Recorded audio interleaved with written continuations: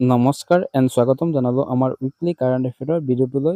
ভিডিঅ'টোত আমি আলোচনা কৰিম যোৱা 30 নৱেম্বৰৰ পৰা 6 ডিচেম্বৰৰ ভিতৰত সপ্তাহটোত ঘটি যোৱা ইম্পৰ্টেণ্ট কেইটামান কাৰেণ্ট এফেয়াৰৰ কুৱেশ্যন এণ্ড এনচাৰ।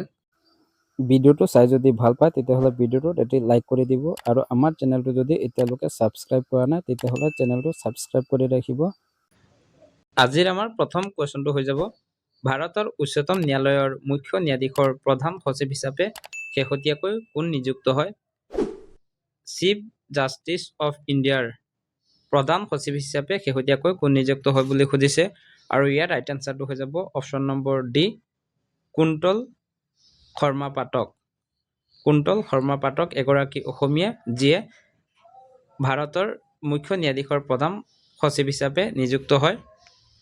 আৰু যদি সুধিব যায় ভাৰতৰ বৰ্তমান মুখ্য ন্যায়াধীশ কোন, তেখেত হৈ যাব সূৰ্যকান্ত। ইম্পৰ্টেণ্ট পইণ্টছ, কুন্তল শৰ্মা পাঠক এই পদত অধিষ্ঠিত হোৱা উত্তৰ পূব ভাৰতৰ প্ৰথমগৰাকী ব্যক্তি, অৰ্থাৎ অসম বা উত্তৰ পূব ভাৰতৰ প্ৰথমগৰাকী ব্যক্তি হ'ল কুন্তল শৰ্মা পাঠক, যিয়ে ভাৰতৰ চিফ জাষ্টিচৰ মুখ্য অৰ্থাৎ প্ৰধান সচিব হিচাপে নিযুক্ত হয়। ভাৰতৰ সৰ্বোচ্চ ন্যায়ালয়ৰ মুখ্য ন্যায়াধীশ হোৱা প্ৰথমগৰাকী অসমীয়া যদি সোধে তেখেত হৈ যাব ৰঞ্জন গগৈ। ইয়াৰ পিছত 2 নম্বৰ কুৱেশ্যনটো হ'ব, চুকাফা দিৱস কেতিয়া অৰ্থাৎ কিমান তাৰিখে পালন কৰা হয় বুলি সুধিছে আৰু ইয়াৰ ৰাইট এনচাৰটো হৈ যাব অপশ্যন নম্বৰ ডি, 2 ডিচেম্বৰ। প্ৰতি বছৰে 2 ডিচেম্বৰত চুকাফা দিৱস বা অসম দিৱস পালন কৰা হয়। ইম্পৰ্টেণ্ট পইণ্টছ, 1228 খ্ৰীষ্টাব্দৰ 2 ডিচেম্বৰত চাওলুং চুকাফাৰ নেতৃত্বত আহোমসকল প্ৰথমবাৰ অসমত প্ৰৱেশ কৰে আৰু সেয়েহে এই 2 ডিচেম্বৰ দিনটোত অসম দিৱস হিচাপে পালন কৰা হয়। চুকাফা আছিল আহোমৰ প্ৰথমজন ৰজা আৰু এই চুকাফাই 1253 খ্ৰীষ্টাব্দত চৰাইদেউত প্ৰথমখন আহোমৰ ৰাজধানী স্থাপন কৰিছিল।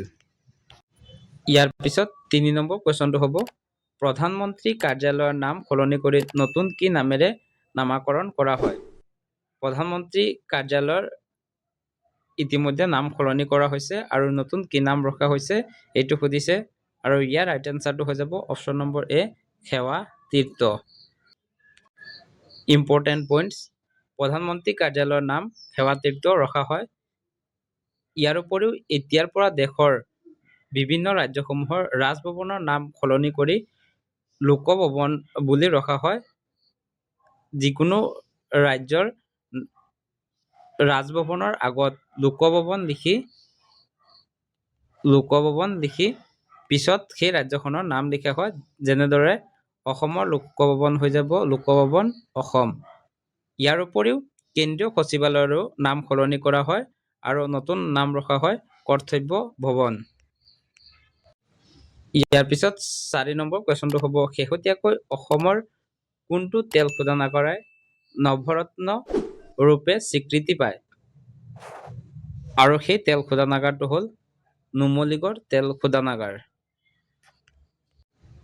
ইম্পৰ্টেণ্ট পইণ্টছ, শেহতীয়াকৈ কেন্দ্ৰীয় চৰকাৰে নুমলীগড় তেল শোধনাগাৰক নৱৰত্ন স্বীকৃতি প্ৰদান কৰে। এতিয়াৰ পৰা এই তেল শোধনাগাৰটোক নৱৰত্ন কেন্দ্ৰীয় ৰাজহুৱা খণ্ডৰ প্ৰতিষ্ঠান নামেৰে জনা যাব আৰু এই কথাটো কেন্দ্ৰীয় প্ৰাকৃতিক গেছ আৰু পেট্ৰলিয়াম মন্ত্ৰী হৰদীপ সিং পুৰীয়ে ঘোষণা কৰে।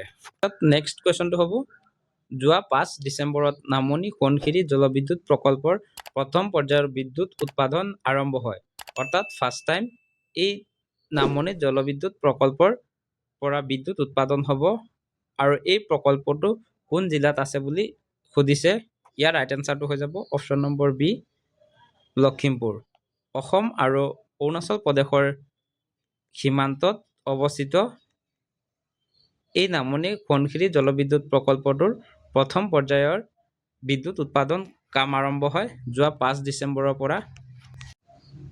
ইম্পৰ্টেণ্ট পইণ্টছ, এই প্ৰকল্পটো অসমৰ লখিমপুৰ জিলাৰ সোৱণশিৰি নদীত অৱস্থিত। ইয়াত নদীখনৰ নামো ইম্পৰ্টেণ্ট, আপোনালোকে মনত ৰাখিব। যোৱা 5 ডিচেম্বৰত প্ৰথম পৰ্যায়ৰ বিদ্যুৎ উৎপাদন আৰম্ভ হয়। ইয়াৰ পিছত 6 নম্বৰ কুৱেশ্যনটো হ'ব, সীমান্ত সুৰক্ষা বাহিনী অৰ্থাৎ BSFৰ প্ৰতিষ্ঠা দিৱস কেতিয়া পালন কৰা হয়? আৰু এই কুৱেশ্যনটোৰ ৰাইট এনচাৰটো হৈ যাব অপশ্যন নম্বৰ চি 1 ডিচেম্বৰ। প্ৰতি বছৰে 1 ডিচেম্বৰত BSFৰ প্ৰতিষ্ঠা দিৱস পালন কৰা হয়। ইম্পৰ্টেণ্ট পইণ্টছ, 1 ডিচেম্বৰত প্ৰতি বছৰে সীমান্ত সুৰক্ষা বাহিনীৰ প্ৰতিষ্ঠা দিৱস পালন কৰা হয়। সীমান্ত সুৰক্ষা বাহিনী অৰ্থাৎ BSF প্ৰতিষ্ঠা হৈছিল 1 ডিচেম্বৰ 1965 চনত। BSFৰ প্ৰথম ডাইৰেক্টৰ জেনেৰেল আছিল KF ৰুস্তমজী আৰু বৰ্তমান ডাইৰেক্টৰ জেনেৰেল হ'ল প্ৰবীণ কুমাৰ। নামটো মনত ৰাখিব, বৰ্তমান ডাইৰেক্টৰ জেনেৰেল হ'ল প্ৰবীণ কুমাৰ আৰু প্ৰথম আছিল অৰ্থাৎ ফাৰ্ষ্ট ডাইৰেক্টৰ জেনেৰেল আছিল KF ৰুস্তমজী। ইয়াৰ পিছত 7 নম্বৰ কুৱেশ্যনটো হ'ব 2025-26 বৰ্ষৰ অসম সাহিত্য বঁটা কিমানগৰাকী সাহিত্যিকক প্ৰদান কৰা হয়? 2025 আৰু 26 বৰ্ষৰ অসম সাহিত্য বঁটা কিমানগৰাকী সাহিত্যিকক প্ৰদান কৰা হয় বুলি সুধিছে আৰু ইয়াৰ ৰাইট এনচাৰটো হৈ যাব অপশ্যন নম্বৰ চি 18 গৰাকী। 2025 আৰু 26 বৰ্ষৰ অসম সাহিত্য বঁটা 18 গৰাকী সাহিত্যিকলৈ প্ৰদান কৰা হয়। ইম্পৰ্টেণ্ট পইণ্টছ, 2025-26 বৰ্ষৰ অসম সাহিত্য বঁটা 18 গৰাকী সাহিত্যিকক প্ৰদান কৰা হয়। ইয়াৰ উপৰিও 10 গৰাকী সাহিত্যিকলৈ সাহিত্য পেঞ্চন আগবঢ়োৱা হয় আৰু এই কথাটো ঘোষণা কৰে অসমৰ বৰ্তমান শিক্ষামন্ত্ৰী ডক্টৰ ৰণোজ পেগুৱে। এইখিনি আছিল আজিৰ আমাৰ এই ভিডিঅ'টোত আলোচনা কৰিবলগীয়া ইম্পৰ্টেণ্ট আছাম উইকলি কাৰেণ্ট এফেয়াৰৰ কুৱেশ্যন। আপোনালোকে কুৱেশ্যনখিনি কেনেকুৱা হৈ আছে সেই বিষয়ে আপোনালোকৰ মতামতটো কমেণ্টত জনাব।